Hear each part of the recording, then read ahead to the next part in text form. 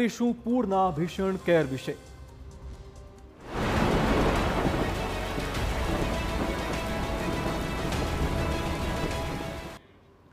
તો દેશના અનેક રાજ્યો હાલ ચોમાસાની રાહ જોઈ રહ્યા છે। આ બધા વચ્ચે દેશના 2 રાજ્યો એવા છે કે જ્યાં પૂરના પાણીએ મચાવી છે મોટી તબાહી। અરુણાચલ પ્રદેશથી લઈને આસામ સુધી હાલ પૂરની સ્થિતિ જોવા મળી રહી છે। અનેક લોકોને સુરક્ષિત સ્થળો પર ખસેડવાની ફરજ પડી છે।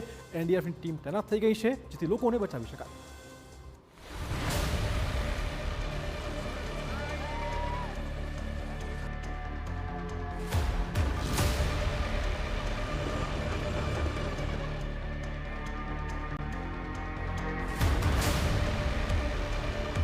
આસામમાં પૂરથી ભારે વિનાશ,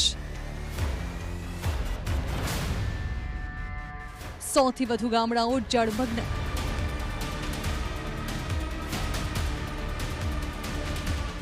કુદરતની વિનાશ લીલા।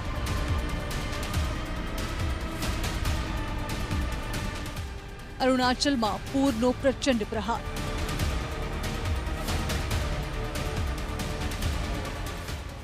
પૂરના પાણીમાં તણાયો 300 મીટર લાંબો પુલ।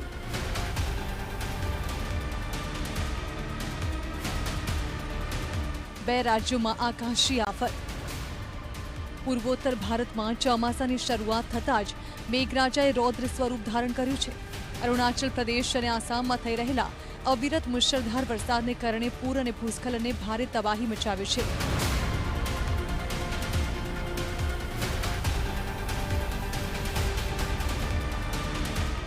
પૂરના કારણે આસામના 100થી વધુ ગામો સંપૂર્ણપણે પાણીમાં ડૂબી ગયા છે, જેના લીધે હજારો લોકો પ્રભાવિત થયા છે। અરુણાચલ પ્રદેશમાં કુદરતી આપત્તિના કારણે અત્યાર સુધીમાં 3 લોકોના મોતના અહેવાલ છે, જ્યારે કે અનેક લોકો ગુમ છે।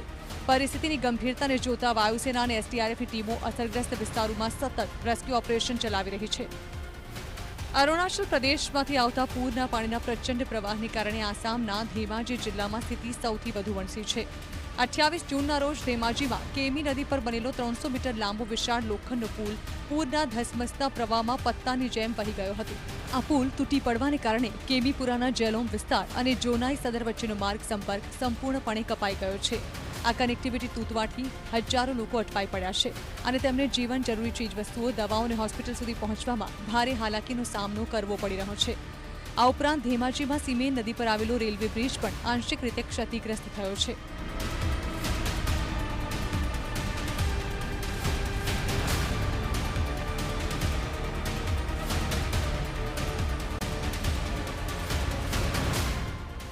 આસામ રાજ્ય આપત્તિ વ્યવસ્થાપન પ્રાધિકરણના જણાવ્યા અનુસાર ધેમાજી જિલ્લામાં 20,000થી વધુ લોકો પૂરથી સીધા પ્રભાવિત થયા છે। અસમ અરુણાચલ બોર્ડરના જોનાઈ વિસ્તારમાં નદીઓ ભયજનક સપાટીએ વહી રહી છે। અહીંની બહિર ચીલે પંચાયતના 40 ગામો અને બહિર જોનાઈ પંચાયતના 60થી વધુ ગામો પૂરના પાણીમાં ગરકાવ થઈ ગયા છે। સેંકડો એકર જમીનમાં ઉભેલો પાક નાશ પામ્યો છે, જ્યારે કે અનેક પશુઓ પણ પાણીના પ્રવાહમાં તણાઈ ગયા છે। રાજ્ય સરકારે નીચાણવાળા વિસ્તારોમાં હાઈ એલર્ટ જાહેર કર્યું છે। અરુણાચલ પ્રદેશના લોઅર સિયાંગ જિલ્લાના સીજી વિસ્તારમાંથી ભૂસ્ખલનનો એક કંપાવનારો વિડીયો સામે આવ્યો છે, જેમાં પહાડનો એક મોટો હિસ્સો ધરાશાયી થતાં એક બાઇક સવાર તે કાટમાળ સાથે નીચે ખીણમાં વહી જતો જોવા મળે છે। સદનસીબે તે બાઇક સવારનો આબાદ બચાવ થયો છે।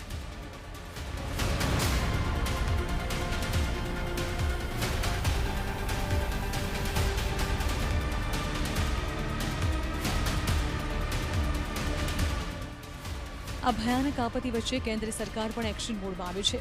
કેન્દ્રીય ગૃહપ્રધાન અમિત શાહે સોમવારે આસામના મુખ્યપ્રધાન હિમંતા બિસ્વા શર્મા સાથે ટેલિફોનિક વાતચીત કરીને પૂરની સ્થિતિ અને નુકસાનની વિગતો મેળવી હતી।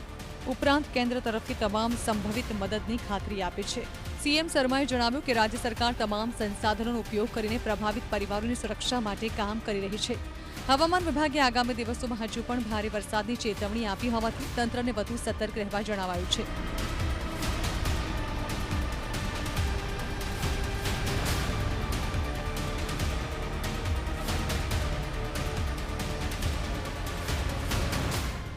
મુંબઈ અને તેના આસપાસના વિસ્તારોમાં ગત મોડી રાત્રે ભારે વરસાદને કારણે ઠેર ઠેર જળબંબાકારની સ્થિતિ સર્જાઈ છે।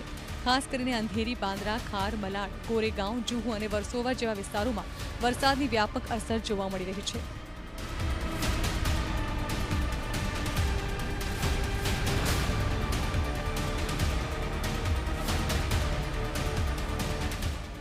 વેસ્ટર્ન એક્સપ્રેસ હાઈવે પર પણ પાણી ભરાઈ જવાને કારણે વાહનોની ગતિ ધીમી પડી ગઈ હતી.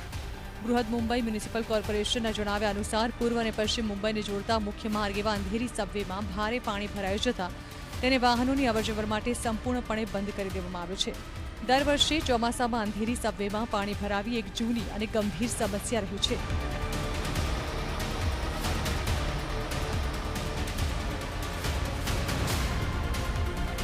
ભારતીય હવામાન વિભાગ દ્વારા મુંબઈ અને તેની આસપાસના વિસ્તારો માટે આજે પણ વરસાદનું યેલો એલર્ટ જાહેર કરવામાં આવ્યું છે.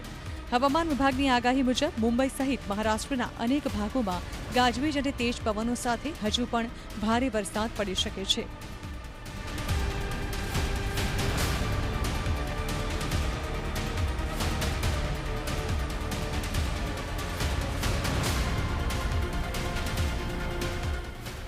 Bureau report TV9.